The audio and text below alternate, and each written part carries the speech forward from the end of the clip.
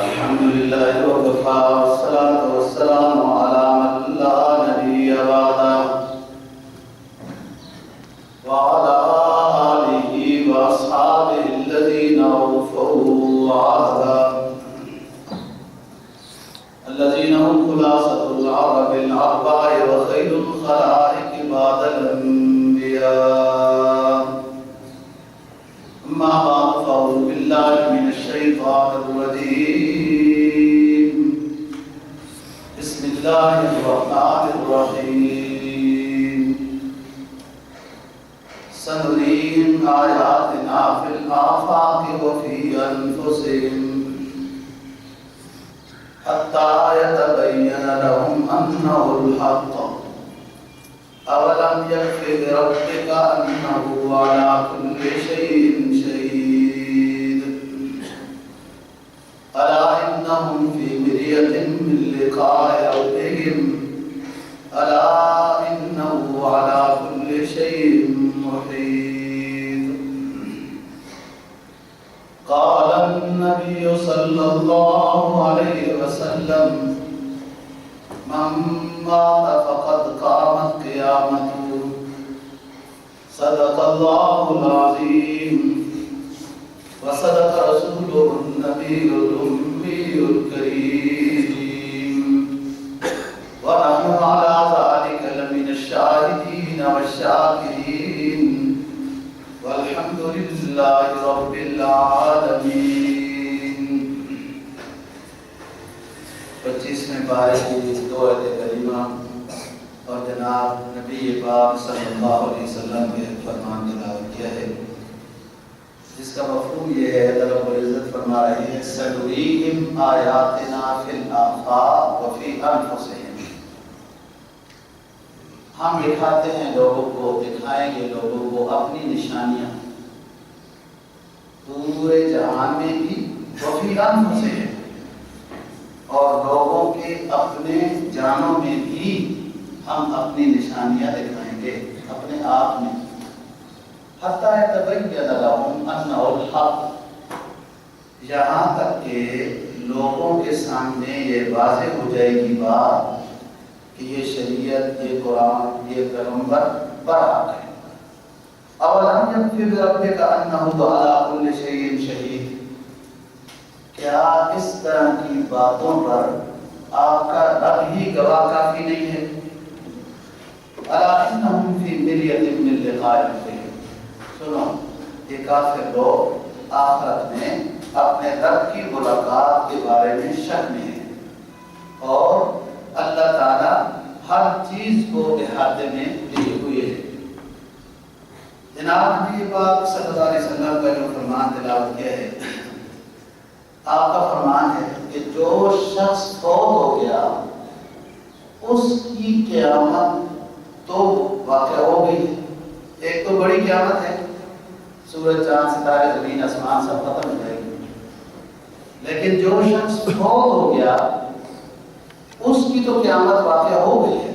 جو اس کی نیکیاں تھی اب اس کو کام آئیں گی، اب اس کے بعد کون پیچھے یاد کرنے والا ہے. تو فرمایا سنریہم آیاتنا فی الآفاق وفی انفسہم، کہ ہم لوگوں کو پورے کائنات میں اپنی نشانیاں دکھاتے ہیں. کوئی سمجھنا چاہے تو یہ پوری کائنات اللہ کا پتہ بتاتی ہے. یہ بتاتی ہے کائنات کہ اس کائنات کو کوئی بنانے والا ہے، کوئی خالق ہے، مالک ہے. اور اگر کائنات کو نہیں دے سکتا وفی انفسہم، اپنے وجود میں دیکھے کہ یہ اتنا بڑا نظام، ایک سسٹم چل رہا ہے، یہ کون چلا رہا ہے، اور ذرا سی کوئی چیز آگے پیچھے ہو تو کتنی تکلیف ہوتی ہے. اس سے بھی اللہ سمجھ میں آ سکتا ہے. فرمایا جو سمجھنا چاہے تو ان نشانیوں کے ذریعے سے یہ سمجھ جائے گا کہ شریعت، آخری حبیب اللہ ہی برحق ہے، اور اللہ ہی گواہ کافی ہے نبی کے قرآن کے برحق ہونے پر، اور کوئی گواہ نبی ہو. جناب نبی پاک صلی اللہ علیہ وسلم کا فرمان کہ جو فوت ہو گیا اس کا عمل نامہ اب ختم ہو گیا، اس کی قیامت تو واقع ہو گئی ہے۔ سنریہم آیاتنا فی الآفاق، ہم دکھاتے ہیں نشانیاں آفاق میں، دنیا کے مختلف علاقوں میں۔ نشانیاں جس طریقے سے یہ کائنات کا نظام نشانیاں ہیں، ایسے ہی اللہ کے جلیل القدر بندے بھی اللہ کی نشانیاں ہوتے ہیں۔ بعض علماء نے اولیاء اللہ کے بارے میں یہ لکھا ہے کہ ان اللہ کے ولیوں کا ہونا ولی اللہ کی حقانیت، شریعت کی حقانیت کے اوپر دلیل ہوتی ہے۔ اور انور شاہ کشمیری رحمہ اللہ تعالیٰ کے بارے میں ان کے عصر علماء نے لکھا ہے کہ انور شاہ کشمیری کا اسلام کے اوپر ہونا یہ اسلام کی صداقت کی دلیل ہے۔ کیوں؟ اس لیے کہ وہ اتنے ذہین، اتنے ماہر، اتنے قابل آدمی تھے کہ اگر کوئی اور چیز حق ہوتی تو یہ اس کو قبول کر لیتے اور اسلام کو چھوڑ دیتے، کیونکہ اتنی اللہ نے ان کو ذہانت اور فراست اور ہر چیز عطا کی۔ انہی نشانیوں میں سے یہ اللہ کے نیک بندے اللہ کی نشانیاں ہوتے ہیں، جن میں سے آج ہم اپنی گزارشات میں مولانا جلال الدین رومی رحمہ اللہ تعالیٰ کا تذکرہ کریں گے۔ مولانا جلال الدین رومی، ان کا اصل نام محمد ہے، جلال الدین ان کا لقب ہے، رومی ان کا عرف ہو گیا ہے۔ وجہ بتاؤں گا کہ ان کو رومی کیوں کہتے ہیں۔ اصل تو یہ بلخ کے علاقے کے ہیں اور ان کے والد بہاؤالدین بلخی کے نام سے مشہور تھے اور بڑے عالم تھے۔ بلخ ان مشہور ملکوں میں سے یا ان مشہور شہروں میں سے وہ شہر ہے کہ جو ایک زمانے تک علماء، صوفیاء، اولیاء، محدثین کا مرکز رہا ہے۔ یہ بخارا، یہ ترمز، سبقان، بلخ، نیشا پور، یہ وہ علاقے ہیں۔ مولانا جلال الدین رومی کا شجر نسب حضرت ابوبکر صدیق رضی اللہ تعالیٰ عنہ سے ملتا ہے، اور امی کی طرف سے بعض حضرات نے حضرت علی رضی اللہ تعالیٰ عنہ تک شجر نسب لکھا ہے۔ مولانا کو ظاہری دنیا کے لحاظ سے خصوصیت، دنیا کے لحاظ سے خصوصیت یہ حاصل تھی کہ خوارزمی، محمد خوارزم شاہ، جس کا میں تذکرہ کر چکا ہوں تفصیل سے، یہ بہت بڑی حکومت تھی مسلمانوں کی، اور اس خوارزم شاہ کی غلطی کی وجہ سے چنگیز اور ہلاکت وغیرہ یہ تاتاری مسلمانوں کے اوپر حملہ آور ہوئے تھے۔ محمد خوارزم شاہ یہ مولانا جلال الدین رومی کے نانا ہیں، اور بہاؤالدین جو مولانا کے والد صاحب ہیں یہ بہت بڑے عالم تھے، بڑے اللہ والے اور واعظ و نصیحت کرنے والے مبلغ تھے۔ 6 سال کی عمر میں نیشا پور میں جب شیخ فرید الدین عطار رحمہ اللہ تعالی موجود تھے نیشا پور میں، اب انشاءاللہ تذکرہ کریں گے، شیخ فرید الدین عطار رحمہ اللہ تعالی کو علامہ رومی کے والد صاحب ملنے آئے بہاؤالدین، ساتھ یہ بھی تھے، 6 سال کے بچے تھے۔ حدیث میں آتا ہے اتقوا فراست المؤمن فإنه ينظر بنور اللہ تعالی، کہ اللہ والے کی جو تقوی کی بصارت ہے نا یہ اتنی اونچی ہے، اس سے ڈرتے رہو، لیکن اللہ کے نور سے بہت کچھ دیکھ لیتا ہے۔ اور صحیح حدیث ہے، جب شیخ فرید الدین نے اس بچے کو دیکھا تو بہاؤالدین والد کو، علامہ رومی کے والد کو یہ وصیت کی کہ اس بچے کی تربیت سے بہاؤدین غافل نہ ہونا یہ ایک جوہر نایاب ہے. ایک زمانہ آئے گا کہ یہی ہوگا. کہ 6 سال کی عمر میں جب دیکھا شیخ فرید الدین عطار نے تو علامہ رومی کے والد کو وصیت کی کہ ایک زمانہ آئے گا کہ یہ اسلام کی تشریح کرے گا اور علامہ رومی کا ہی نام ہوگا. اپنے والد کے ساتھ ہی شروع میں تعلیم میں مصروف رہے. واپس آ کے پھر بلخ میں نیشاپور سے ملاقات کے بعد 18 سال کی عمر میں شادی ہوئی. آپ کے 2 ہی بیٹے ہیں, ایک علاؤالدین اور ایک سلطان ولد. یہ سلطان ولد کا لفظ جو ہے ان کے خاندان سے یہ یوں چلا رہا تھا. ان کے والد کو بھی لوگ بہاؤالدین ولد کہتے تھے, تو اسی نسبت سے انہوں نے بھی اپنے بچے کا نام سلطان ولد رکھا. علامہ رومی کا جانشین جو بچہ بنا وہ سلطان ولد تھا. 18 سال کی عمر میں شادی ہوئی اور حلقہ درس بلخ میں ان کے والد کا بہت وسیع و عریض پیمانے میں لگا کرتا تھا کہ شاہ خوارزم جو نانا ہے, رشتہ دار ہے, بادشاہ ہے تقریباً 22 ملکوں کا. بلخ میں جب اپنے رشتہ دار کا حلقہ درس دیکھتا ہے تو کہتا ہے بہت بڑا اجتماع ہے, حیرت انگیز اجتماع ہے, ان کی بات سننے والے لوگ بہت زیادہ ہیں. علامہ رومی کے نانا ہے, یعنی سارے کی بات کو سن کر وہ کہہ رہا ہے. بہاؤالدین ان کا ارادہ نسبتی ہے. تو ایک شخص مشیر خوارزم شاہ کے ساتھ تھا جس نے کہا کہ حضرت اس کی اوپر نظر ہونی چاہیے, اگر یہ اجتماع یوں ہی بڑھتا گیا تو سلطنت کے انتظامی امور میں خلل واقع ہو جائے گا. یہ بات کہ مولوی کے پاس اجتماع زیادہ ہو جائے تو حکومت کے انتظام کے لیے خلل کا سبب بن جائے گا.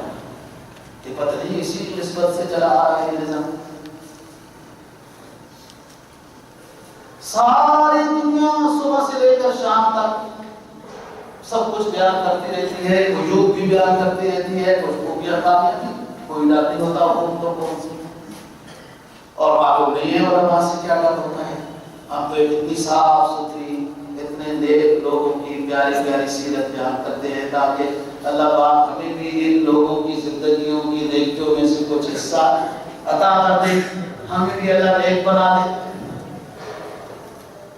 اس جب وہ مشیر نے کہا خوارزم شاہ کو کہ یہ کثرت اجتماع اس عالم کے پاس جو ہے یہ خلل واقع کرے گا, اس نے کہا کہ کوئی تدبیر بتاؤ, تم ہی کوئی تدبیر بتاؤ. اس مشیر نے کہا کہ یہ اللہ والے لوگ ہیں, ان کے بتانے کا طریقہ یہ ہے کہ ان کو خزانے کی چابیاں دے دی جائیں. کہ لوگ تو ویسے بھی آپ کی بات مانتے ہیں, کثرت اجتماع بھی آپ کے پاس ہی ہے, تو چلو پھر اب یہی چیز ہمارے پاس ہے بیت المال کی چابیاں, تو یہ بھی مولانا صاحب آپ ہی سنبھال لیں بیت المال کی چابیاں, جس کو دینا مناسب سمجھے دے دیں, جو آتا جائے گا اس کو جمع کر دیں. یہ جملہ دیکھیں اور پھر علامہ رومی کی والد کی فراست دیکھیں.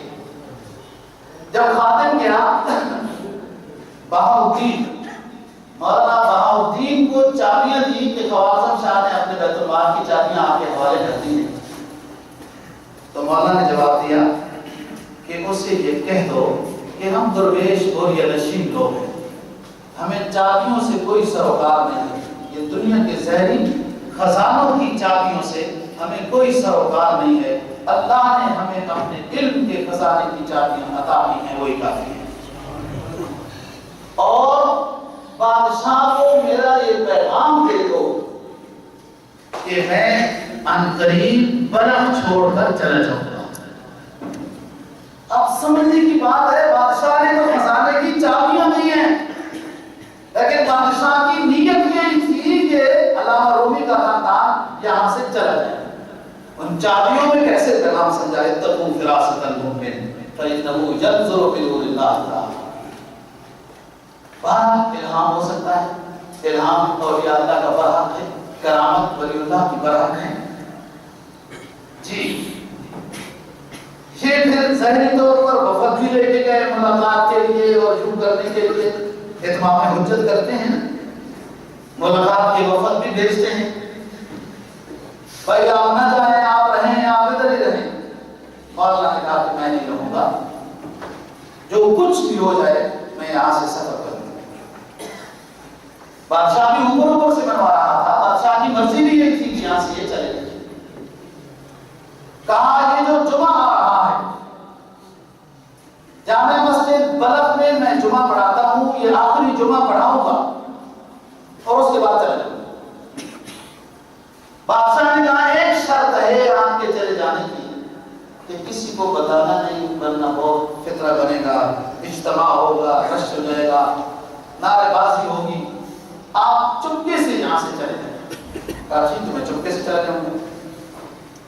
आखिरी जुमा पढ़ाया बलख की जामे मस्जिद में, और ये 600 तकरीबन 622 हिजरी की बात है। अल्लामा रूमी की पैदाइश है 604 हिजरी की। अब तकरीबन उम्र 18 साल 20 साल के लगभग अल्लामा रूमी की है, 626 या इस तरीके के लगभग ये जमाना है। ये वो दौर है कि 6ठी सदी हिजरी में फितने तातार उमड़ रहा था और ये पूरा 100 साल रहा है। आखिरी जुमा बहाउद्दीन और रूमी के वालिद ने पढ़ाया और उसमें आखिर में तंबीह की है कि हुक्मरानों सुनो, बलख की तरफ फितने तातार सर नहीं उठा सकता था, क्योंकि अल्लाह के वलियों की जमात यहाँ आबाद थी। तुम हमें यहां से निकाल रहे हो, अब हम बलख में नहीं रहेंगे, लेकिन याद रखो हमारे चले जाने के बाद बलख को रेजा रेजा कर दिया जाएगा, तहवाला कर दिया जाएगा, फितने तातार आ रहा है। लेकिन ये बात बादशाह तो समझ में नहीं आती, इसलिए कि उसकी बड़ी हुकूमत थी, उसको बहुत घमंड था, इसलिए तो सफीरों को भी बनवा देता था। अल्लामा रूमी वहां से चले मक्का मुकर्रमा गए, पूरा खानदान उनका, वालिद साहब वगैरह, फिर शाम दमिश्क वगैरह इन इलाकों में आए। एक इलाका था शाम के करीब तलालिया, इस तरीके से मुलातिया अखशहीर नाम का एक शहर है, यहाँ पर ये लोग 4 साल रहे। उस वक्त का बादशाह तुर्की, जो सल्जूकियों की कुछ इलाके के ऊपर हुकूमत थी, तुर्की एक खानदान सल्जूकी काफी हद तक हुक्मरान रहा है। ये रूम का इलाका भी इनके पास था, उस इलाके को उस वक्त रूम जहां ये थे उसको कहा जाता था। सुल्तान रूम अलाउद्दीन सुल्तान रूम ने अल्लामा रूमी के वालिद को खत लिखा और अपने एक वफद भेजा। ये सल्जूकी तुर्की हुक्मरान है और हनफी और मसलक थे, जहां तक इनकी रियासत थी बहुत अच्छी हुकूमत थी इनकी, लेकिन बाद में भाइयों की जब आपस में लड़ाई हुई तो इनकी हुकूमत खराब हो गई, आपस की लड़ाई नुकसान दे।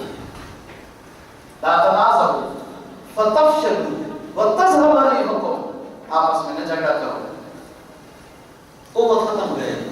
आपस में झगड़ा करने से कुव्वत खत्म हो जाएगी और दुश्मन यही चाहता है कि तुम आपस में लड़ाए, या वो तमाशा देखे या वो लम्हा बना देगा कमजोर करके। मौलाना के वालिद ने اس سلجوقی سلطان روم کی درخواست کو قبول کیا اور یہ پونیا علاقہ میں آ گئے ہیں۔ روم کا اس وقت کا علاقہ پونیا کا تھا جو آج کل ترکی میں ہے۔ علامہ رومی کے مزار بھی پونیا میں ہی ہے جو ترکی کا اس وقت یہ شہر ہے۔ علامہ صاحب کی پیدائش 604 ہجری کی ہے اور 672 ہجری میں یہ وفات پاتے ہیں پونیا میں۔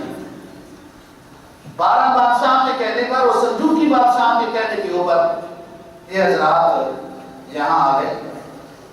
اس نے بہت بڑی زمین وقف کی مدرسے کے لیے، مسجد کے لیے، خانقاہ کے لیے، اور اس زمین کی بہت سارا جو حصہ تھا وہ زرخیز تھا تاکہ مسجد مدرسے کے لیے آمدن کا ذریعہ بھی بنا رہے۔ یہ بادشاہ نے اس سمجھ کے ساتھ یہ علاقہ وقف کیا اسی سلطان نے۔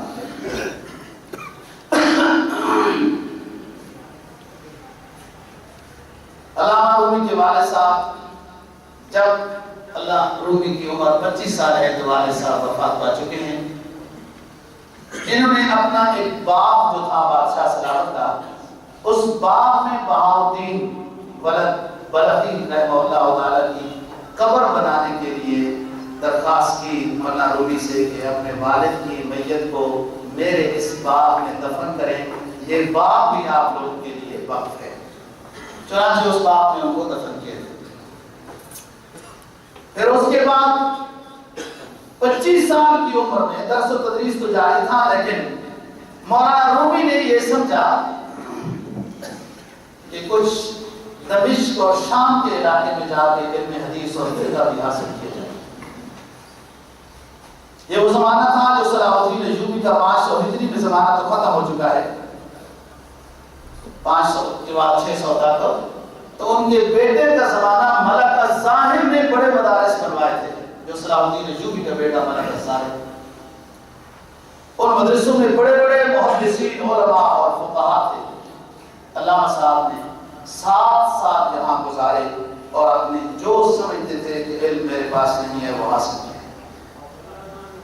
واپس آ کر پونیا میں ہی دوبارہ آباد ہو گئے اور درس و تدریس کا سلسلہ شروع ہوا۔ بہت مشہوری ہوئی، لوگوں کا رجحان مولانا رومی کی طرف بہت ہوا، لیکن یہ ظاہری درس و تدریس میں مصروف ہیں اور فتویٰ نویسی کا کام کرتے ہیں، جس پر بادشاہ کی طرف سے 15 دینار ماہانہ وظیفہ ملتا ہے۔ اور بھی لوگ درس نظامی کے لحاظ سے وہ درس و تدریس میں مصروف ہیں۔ ایک اللہ والا بزرگ جو بابا کمال الدین جندی کا مرید اور خلیفہ تھا، جس کو دنیا شمس تبریز کہتی ہے، شمس تبریز، یہ شمس تبریز نام نہیں ہے، ان کا نام محمد بن علی ہے، لیکن اس اللہ والے نے دنیا میں دین کی تبلیغ کی خاطر اتنے سفر کیے کہ ان کا لقب شمس پڑ گیا۔ سورج اس طرح ہر جگہ سفر کرتا رہتا ہے، چلتا رہتا ہے، تو یہ شخص بھی ہوئی چلتا ہے۔ شمس ظاہری طور پر سیاحت کے عنوان سے ادھر ادھر پھرتے تھے، اظہار بند بنانا جانتے تھے، جب ضرورت ہوتی 1-2 اظہار بند بنا کے فروخت کرتے، بس کچھ روٹیاں حاصل کر کے پھر پھرتے رہتے تھے، تبلیغ کرتے تھے۔ اور یہ مرید تھے کمال الدین جندی کے۔ اب شمس کو اللہ نے اپنی معرفت کی جھلک عطا کی، اور یہ ریاست کے بعد یہ مدت ریاست کے بعد آتی ہے۔ علامہ رومی نے مرض الوفات میں اپنے بیٹے کو چند وصیتیں کی ہیں اور عجیب وصیتیں۔ ایک وصیت یہ کی کہ یہ جو ہستی ہے یہ فانی ہے، بیٹے فنا کو اختیار کرو، یہ ہستی ساری فانی ہے، اپنے آپ کو فنا میں لے کے جاؤ، کچھ بھی نہیں ہو۔ جب فنا میں لے کے جاؤ گے تو پھر اس کے بعد ہستی دیکھ سکو گے۔ یہی وہ ایت ہے جو میں نے آپ کے سامنے وفی انفسہم سنریہم آیاتنا فی الآفاق وفی انفسہم حتی یتبین لہم انہ الحق، کہ ہم اپنی نشانیاں دکھاتے ہیں پوری دنیا میں بھی اور انسان کے اپنے وجود میں بھی، کہ وہ بھی سمجھ سکے کہ کس سسٹم میں چل رہا ہے، کیسا اللہ نے بنایا ہے۔ شمس تبریز اب دعا کر رہا ہے کہ اللہ پاک میں اب بڑھاپے کی طرف جا رہا ہوں، جو نور معرفت آپ نے مجھے عطا کیا ہے، اس نور معرفت کو حاصل کرنے کے لیے مجھے بظاہر کوئی بندہ نظر نہیں آتا، مجھے کوئی ایسا بندہ عطا کر، ایسا کوئی شاگرد عطا کر کہ جو میرے نور معرفت والے سبق کو لے لے، میرے دنیا کے چلے جانے کے بعد وہ دنیا کو روشنی دیتا رہے۔ یہ دعا ہو رہی ہے شمس تبریز کی، اور جس نے اتنے سفر کیے اتنے مجاہدوں کے ساتھ، ایسے ہی تو نہیں قرآن اعلان کرتا الا ان اولیاء اللہ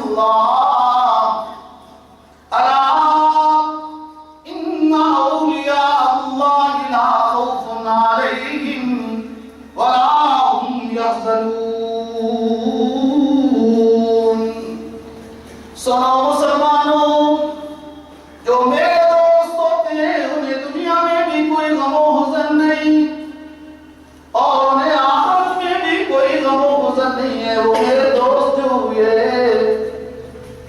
دنیا والے تو دوستیاں لگاتے ہیں، ہدایات بھی دیتے ہیں، اپنے مقاصد بھی حاصل کرتے ہیں، دوستیاں لگاتے ہیں، اور جب مشکل آ جائے تو اس برتر سے برات کا اعلان بھی کر دیتے ہیں۔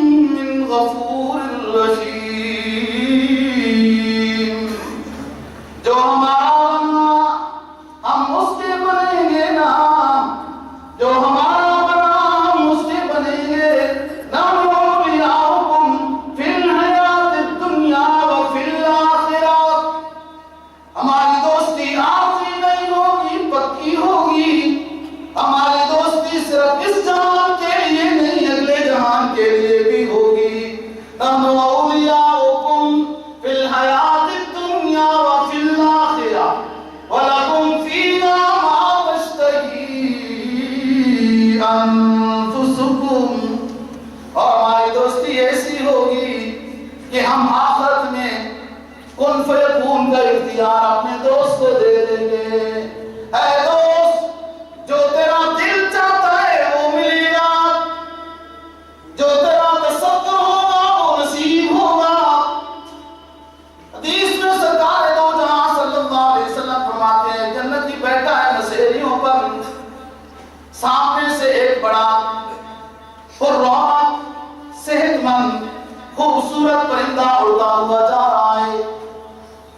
اس جنتی کے دل نے یہ تصور کیا کہ یہ پرندہ کھانے کو دل چاہتا ہے، اگر نصیب ہو جائے تو اسی لمحے میں ایک سونے کی ٹرے کے اوپر وَوِلْدَانٌ مُخَلَّدُونَ بِأَكْوَابٍ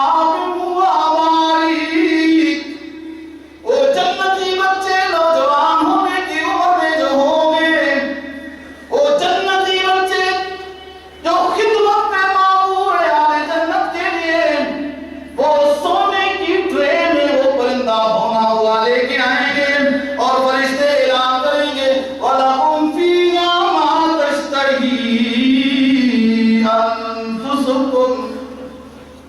जन्नती तेरे लिए कोई कुछ होगा जो तेरा दिल चाहेगा।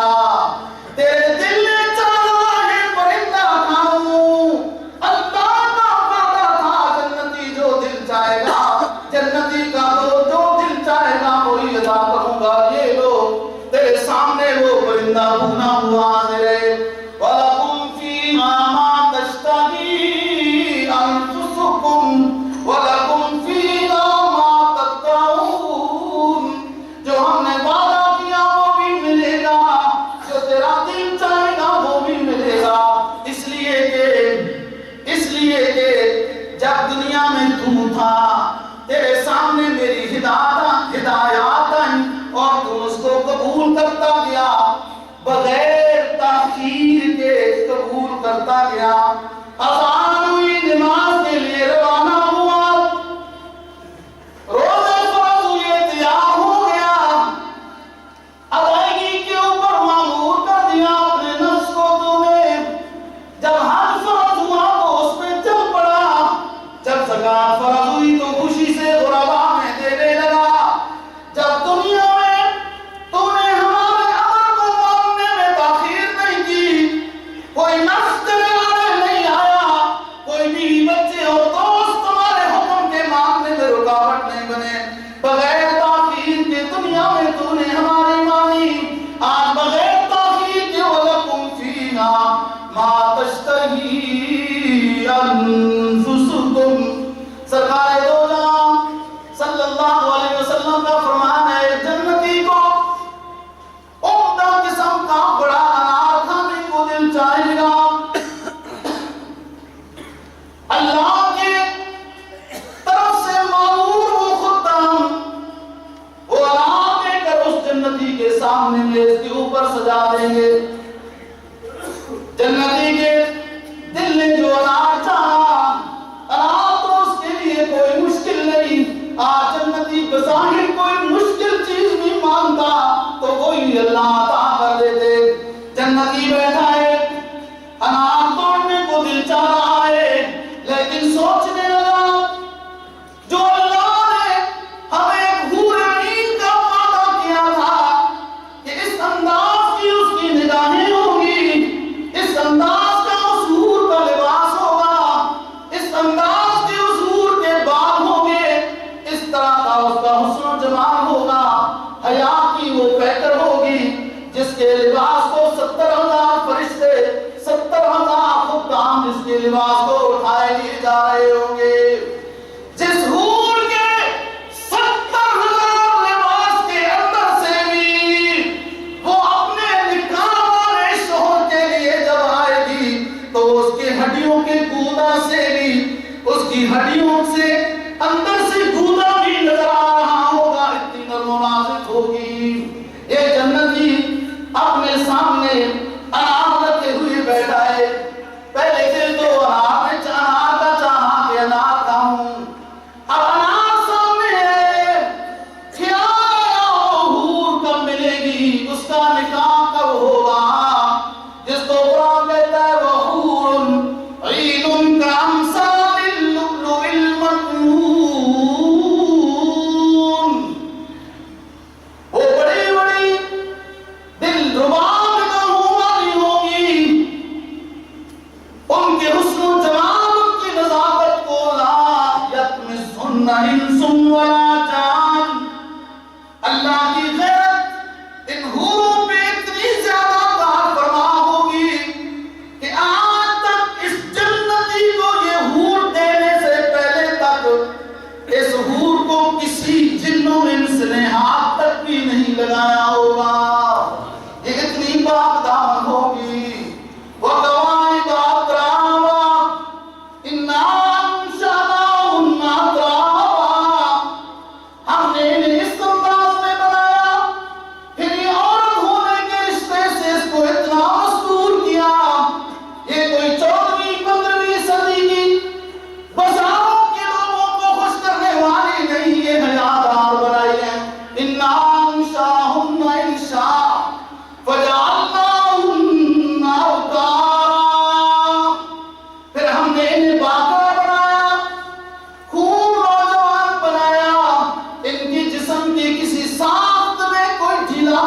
نہیں رکھا اور یہ سامنے رکھ کے بیٹھا ہوا ہے یہ شخص انار جنتی اس کے دل میں چاہا تھا میرے رب انار کھانا چاہتا ہوں خود دام نے انار لا دیا اب انار سامنے رکھا ہوا ہے دل چاہ رہا ہے اس حور کو اس حور کا نکاح کب ہوگا اور جنتی انار کو توڑنا انار جو پہلے والا ہے انار تو توڑ جب وہ جنتی انار کو توڑے گا وہی حور اللہ اس انار سے برآمد کر دیں گے اعلان ہوگا وَلَكُمْ فِيهَا مَا تَشْتَهِي أَنفُسُكُمْ اے جنتی دنیا میں تو نے ہماری بات ماننے میں تاخیر نہیں کی اذان ہوئی نماز میں روزے فرض ہوئے اس میں لگ گیا زکات فرض ہوئی وہ ادا کرنے لگ گیا حج فرض ہوا روانہ ہو گیا جب دنیا میں تم نے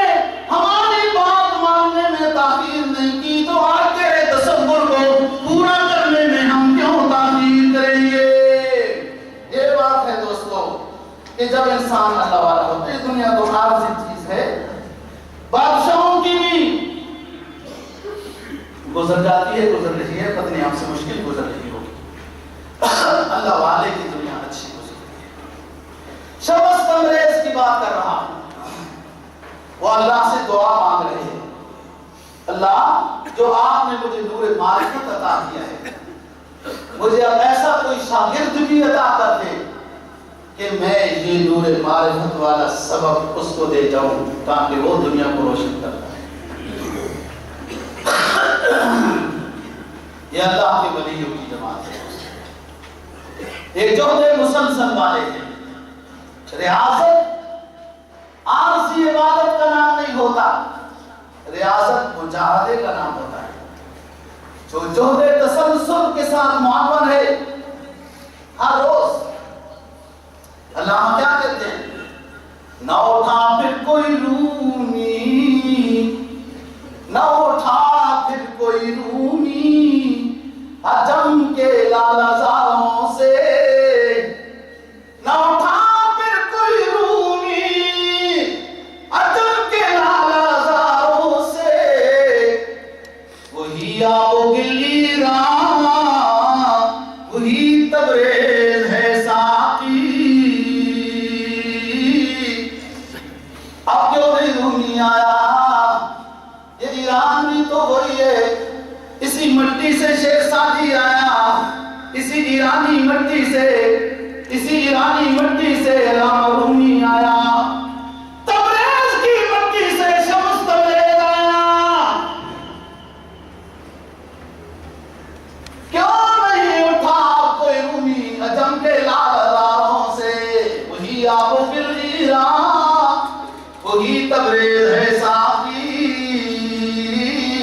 اللہ بھی وہی یہ بھی اللہ کے حبیب محمد عربی صلی اللہ علیہ وسلم کی سنتوں کی اتباع میں اللہ کے ولی بن گئے نبی کی سنتیں بھی وہی بخاری اور قرآن بھی وہی اور ایران اور تبریز کی مٹی بھی وہی اللہ بھی وہی تو اللہ کے ولی کیوں نہیں پیدا ہوتے اس لیے کہ مجاہدے ختم ہو گئے ریاضتیں رخصت ہو گئی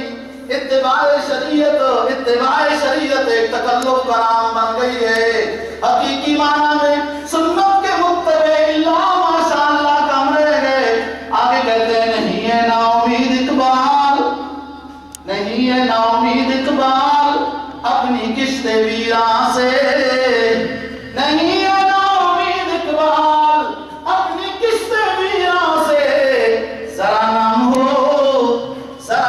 ہو تو یہ مٹی بڑی زرخیز ہے ساقی یہ مٹی نہیں یہ مٹی مراد ہے اس مٹی میں نم آئے دو قطرے اللہ کو دوستو بہت پسند ہے وہ گرنے سے پہلے اللہ کے ہاں مقبول ہو جاتے ہیں اللہ کے ہاں وہ مشک سے زیادہ خوشبو والے ہیں اللہ ان دو قطرے گرانے والوں کو اپنا محبوب بنا لیتا ہے ایک اللہ کے راستے میں جام شہادت پی کر خون کا قطرہ بہایا جائے تو اللہ کو بہت پسند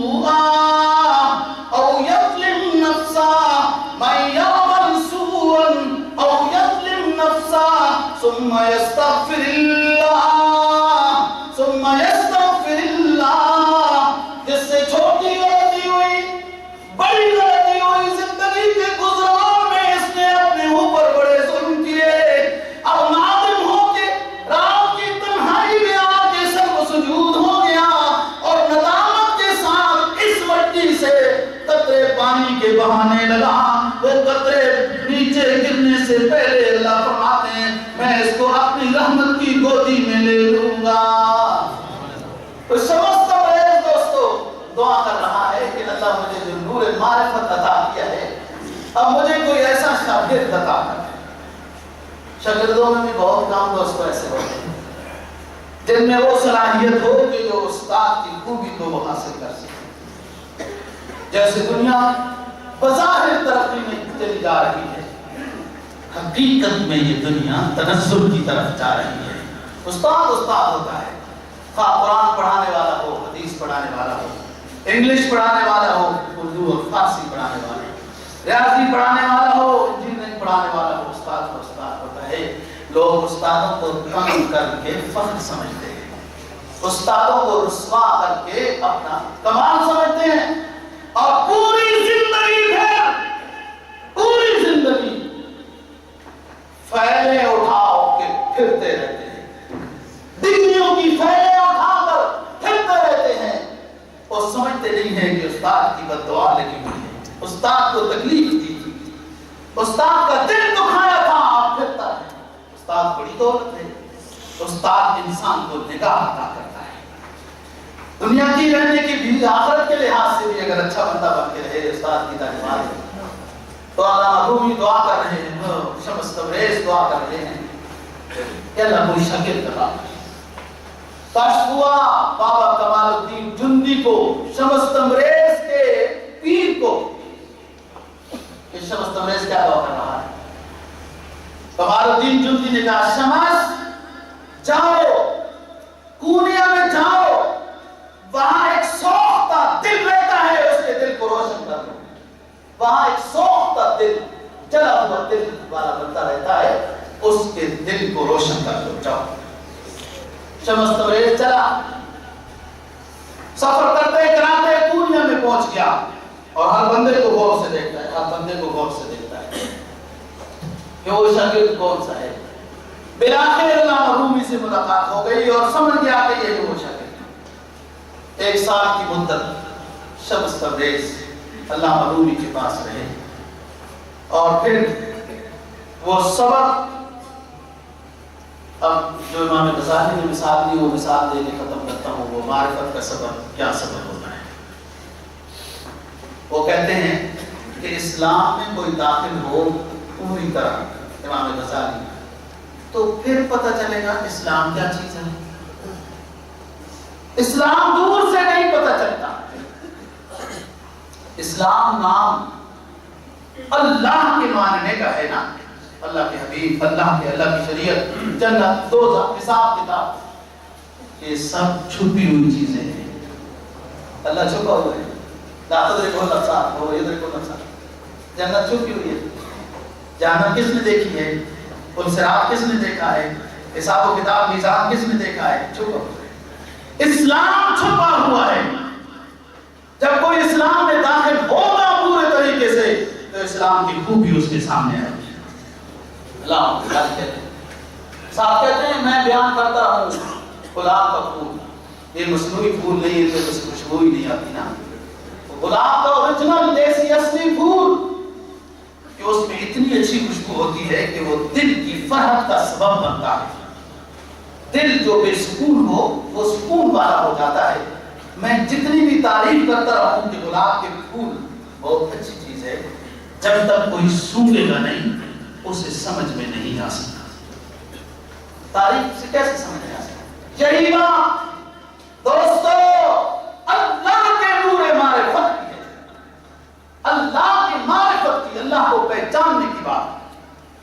यही है जो मैं अल्फाज के साथ बयान कर रहा हूं, आप सुन रहे हैं। जब इस शोबे में दाखिल होंगे, अल्लाह अल्लाह से अपने दिल को कली करेंगे, फिर जब दिल साफ होगा, जब अल्लाह के नूर से ये दिल, नबी की मोहब्बत से ये दिल पुर होगा, उसके बाद अंदाजा होगा नूर मारिफत क्या चीज है। बाकी बात इंशाअल्लाह अगले जुमे में करेंगे। अल्लाह ताला हम सबको दीन की समझ और अमल की तौफीक